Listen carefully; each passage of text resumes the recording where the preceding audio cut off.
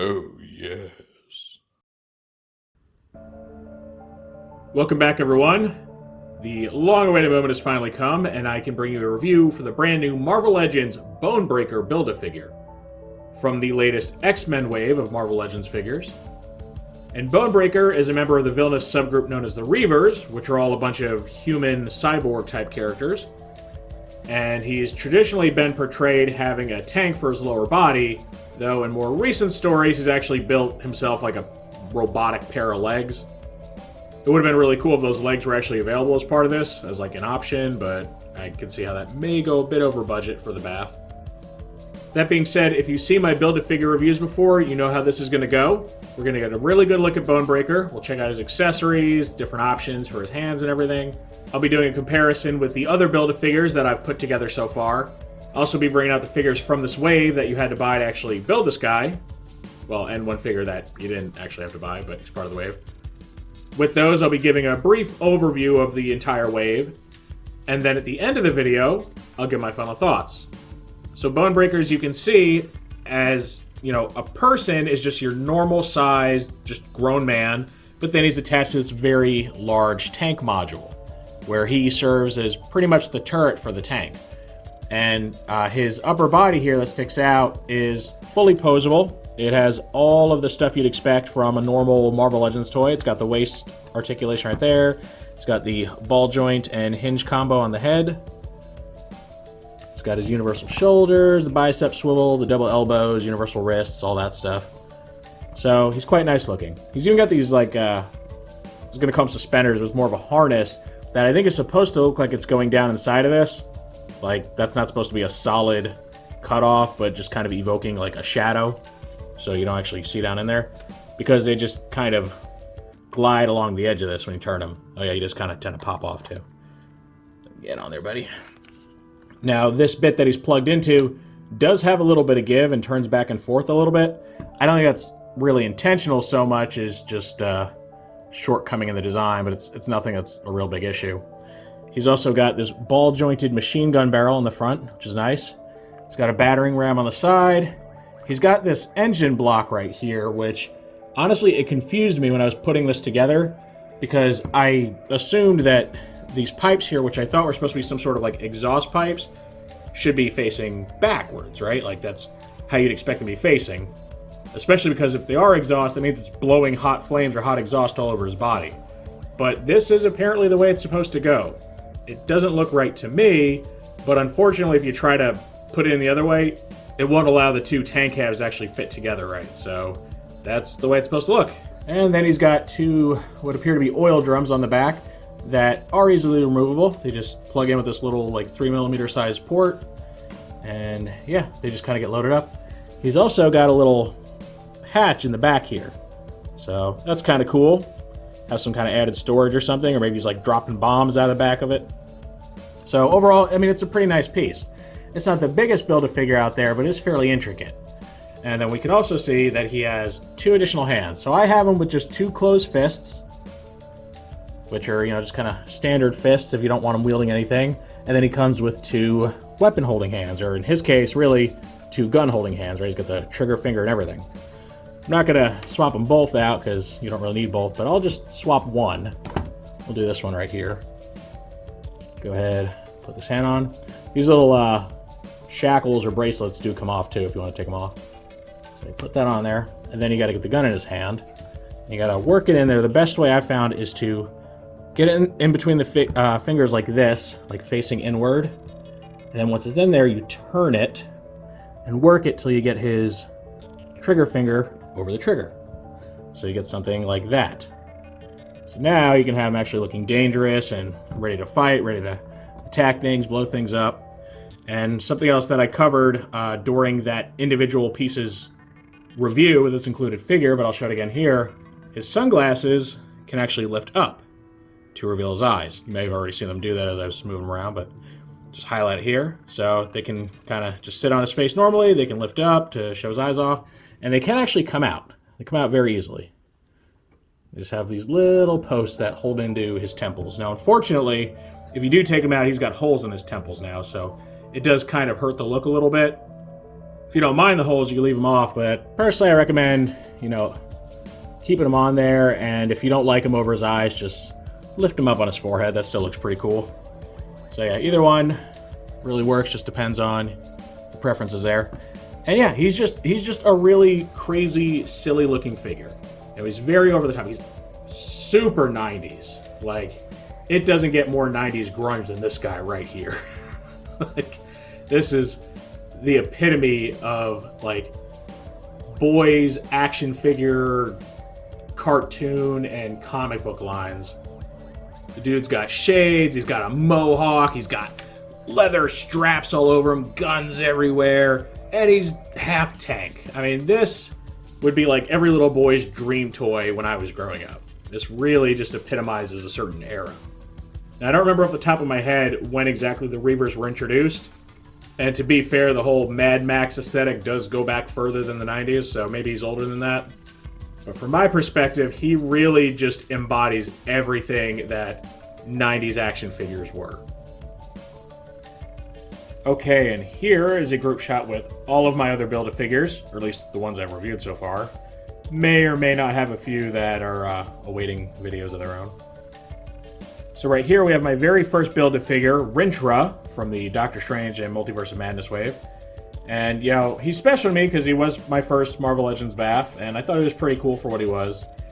But then, I've received some more since then, and, find him maybe not quite as impressive. Like, he's fine, solid enough figure, but I don't know if he's quite BAF-worthy. He's the smallest I have by quite a margin.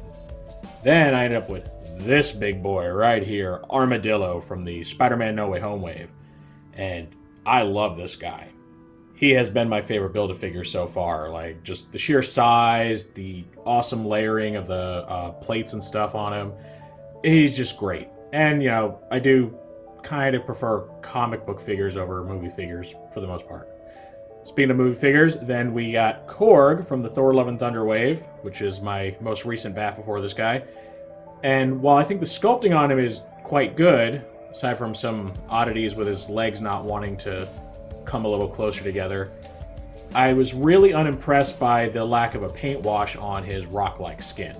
Especially after getting the Ragnarok version in hand and seeing the really nice paint wash that figure has, which honestly makes this BAF like a lesser figure than that one that came in the 2-pack with the Grand Master. And then, of course, we have Bonebreaker, who is technically the shortest because, half his body's gone and he's sticking out of a tank, but he's still a lot more complex than a figure like Rintrah here, and has more mass as a result. So I definitely like him more than Rintrah. In fact, I like him more than either of these two. They both, like Rintrah, like I said, he's solid, just not the most impressive figure, and Korg was a big letdown to me. So really, between these two, it's hard to decide which one I like more. I love Armadillo, and again, love just the sheer presence of this guy. But I also really, really like the complexity and the details on this guy, even though he's just a dude sticking out of a tank. So, it's a tough call. I think I'm just going to consider them roughly even at this point. They both have their charms. They're both just these really over-the-top, almost silly characters, but they're fun silly. They're not like roll your eyes silly. So, yeah, these two right now are still my favorites. At least that I've shown you so far. There may be some apocalyptic figures coming in the future. Wink, wink. And now here is our group shot and a quick overview of the entire Bonebreaker Build-A-Figure wave. So in addition to our Bonebreaker here, we get, from left to right, Vulcan, Darwin, Siryn, Maggott, Wolverine, Sabretooth, and Havok. So, as I said, a very X-Men heavy wave. In fact, really just an X-Men exclusive wave. It has a decent blend of heroic and evil characters. Definitely leans more on the heroic side. Your only out-and-out villains are Sabretooth and then Bonebreaker himself. And then Vulcan, he's kind of an on-again, off-again X-Men/X-Men villain, just depending on his mood and what his mental state is at any given time. So I think it's decently balanced. Maybe one more villain might have made the wave a little better in my opinion, because I do like to have that parody there. But on the plus side, it did give us some very interesting figures. Vulcan's a treat because he's a character that hasn't really been touched much. So is Darwin and even Siryn. Maggott, easily one of my favorites in this wave. He's such an interesting character, and he's such an interesting figure. I really praised this guy during his review for just the sheer amount of unique tooling for this guy. And he's no slouch. He's very, very big. He comes with his 2 little slug accessories. I mean, I really like the Maggott figure. Wolverine, I mean, he's Wolverine. Iconic character. He's what people would call the anchor figure for this wave because he's that super popular character that doesn't even get packaged with a Build-A-Figure piece because Hasbro just knows people are just going to buy him because of who he is. Then we get Wolverine's most iconic nemesis, Sabretooth. And this figure is a little weird because most of these characters represent, a more modern interpretation of, their looks and their outfits and everything. And then the Sabretooth here, this is his oldest look from all the way back to his first appearance. So that one, kind of clashes with Wolverine here, who's rocking his Heat Claws costume that he got before the whole, Krakoa mutants getting the infinite lives cheat thing going on. Where after that point, he returned to a spin on his familiar yellow and brown outfit. So this is the look right before that one. And then we get Havok sporting his most recent costume, which is admittedly quite different from his normal getup, and maybe not as interesting, but this is a better attempt than the last time they did this version of the character, especially the head sculpt where the ridges are actually raised off his head this time. And he comes with those really, really cool effect pieces that I saw everybody just praising in the comments for his video. That's a big winner in the wave, just having those cool, unique effect parts. So for me, it's hard to pick, a favorite, because most of these guys are doing something really great. Maggott, I'm, perfectly happy with. The Wolverine, yeah, I like him a lot, too. I know the Heat Claws look isn't a popular look, but I think the figure does, a stellar job of representing that. I like Sabretooth, even though this particular form of him takes some getting used to, because I'm not used to seeing him this way, right? I grew up with the 90s Jim Lee Sabretooth, who was very different looking. Havok as a figure is quite plain to me, and does use a pretty old and worn out buck, but again, cool head sculpt, cool energy effects. Siryn, I think, is great. She looks really good. I love the cloth cape or wings, or whatever you want to call these. My biggest issue with her, though, is the fact that she does not have or come with screaming expression on her face. And for a character whose power is a sonic scream, you think that would be kind of a must, right? But no. It's just a very plain face, and I really wish either just the one head she came with or an alternate head would have had that yelling face. Darwin and Vulcan here, to me, are probably the biggest disappointments. Not because they're bad in any way, but because they don't really do anything or come with anything special. They each come with an optional pair of hands, your more standard closed-fisted hands, and then that's it.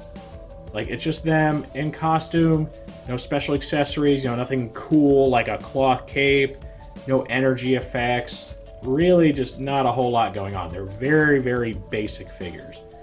So I think they're fine. They're just probably the least worth their price point in this wave. Except maybe Wolverine, just because he's so tiny, as far as the amount of plastic used. But at least, Wolverine does have an optional head, and, he is cool. These guys, I wish there was a little more to them, a little bit of something extra to make them really stand out as, a figure that you should go out and spend money on. So yeah, there's no figure in this wave that I dislike at all. And there's no figure that I feel is a super, super ripoff. And in case you're wondering what that looks like, in my opinion, go back to the No Way Home Spider-Man, the integrated suit Spider-Man. That was the anchor figure. So no BAF piece, and just really, really tiny, no special accessories or anything. I mean, that guy had to cost way, way less to produce than the other figures in his wave. So that, to me, is just an egregious, wow, this is severely overpriced. Or how about the new Howard the Duck they showed off, huh? We had the What If Howard the Duck with a little Scott Lang head in a jar. $25 for that, guys. $25 for a Howard that doesn't even pose from the waist down. Value is an interesting thing when it comes to Legends because it varies significantly. This wave, though, I'm more or less satisfied with everything we get. I have my little nitpicks, but there's not any figure here where I'm just like, man, this thing stinks. And that's good, right? It's not realistic to expect to be completely blown away with every single figure in a wave, but if you can come out of a wave just feeling pretty good about it and being like, yeah, you know what? I'm good with what we got. No regrets here. I didn't mind, buying up this wave. Now, the Wolverine may be a pass for some people that have been collecting longer because they probably already have other Wolverines. But aside from the cel-shaded animated one, this is my first regular custom Wolverine toy in Legends. So I don't mind picking him up even without the Build-A-Figure. He's a solid figure.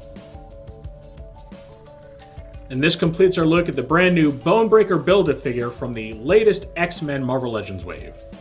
I am very, very satisfied with the way this guy came out. He's one of those crazy out there characters that he may not be at the top of anybody's list for most wanted, but he's a character that has been long overdue, and he finally gets a nice plastic incarnation.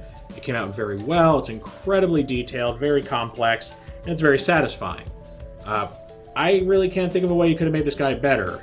I mean, maybe you could have included the robotic legs, but I think that probably would have put him out of budget. That seems like one of those things you'll get in a separate release, part of a 2-pack or something, Bonebreaker with legs. Seems like something Hasbro would do there. But I like this guy. I like the fact that he can move his sunglasses around, that he's very posable, at least, the parts of him that are human. He's got, a really cool machine gun. The tank actually does stuff, right? It actually has barrels that can come off. It's got the little hatch in the back you can lift up. And it's got, the little machine gun on the front that you can point around. Doesn't roll, but I'm actually okay with that. I don't really want this guy, possibly rolling off my shelf or something. So I'm good with him not actually having wheels. I'm okay with him being a static piece.